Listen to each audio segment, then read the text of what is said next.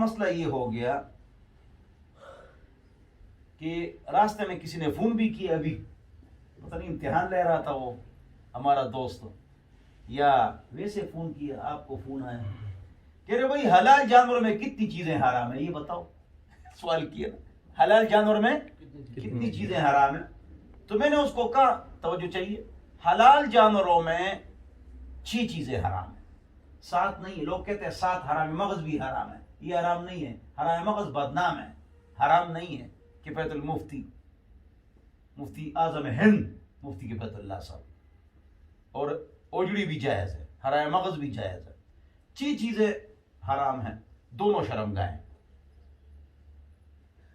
خصیتین ٹکاٹک کٹاکٹ لوگ کھاتے ہیں، یہ حرام ہے، لوگ کھاتے ہیں.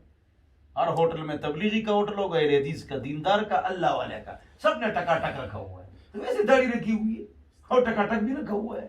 اللہ کے بندے، تم تو نیک ہو، تم تو مت کرو یہ کام. حرام چیزیں بیچتے ہو.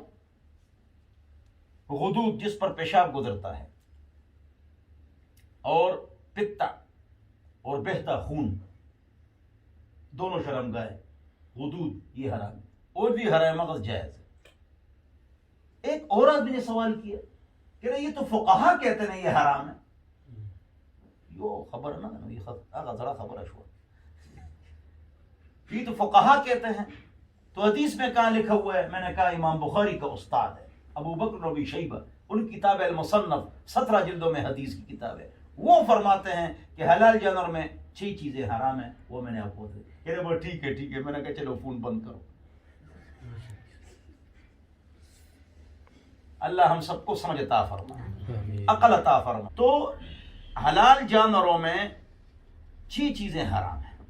اب الٹا کرو، اور حرام جانوروں میں کتا بلہ فلانا 4 چیزیں حلال ہیں. اور حرام جانوروں میں 4 چیزیں استعمال کرنا حلال ہے، کھانا نہیں. تو ہڈی ہے، حضور اکرم صلی اللہ علیہ وسلم کی جو کنگھی تھی وہ ہاتھی کے دانت کی تھی. تو ہڈی، بال، چمڑا، دانت، یہ 4 چیزیں حرام جانوروں کا بھی جائے، یعنی اس کا استعمال جائز. ٹھیک ہے نا؟ اچھا. اور حلال جانور مردار ہو جائے اس کی 4 چیزیں جائز ہیں.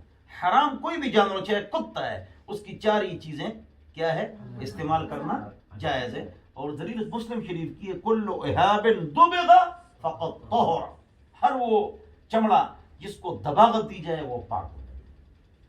زمین خشک ہو گئی پاک ہو گئی، زمین خشک ہو گئی پاک ہو گئی، جوتا خشک ہو گیا پاک ہو گیا، چمڑا خشک ہو گیا پاک ہو گیا.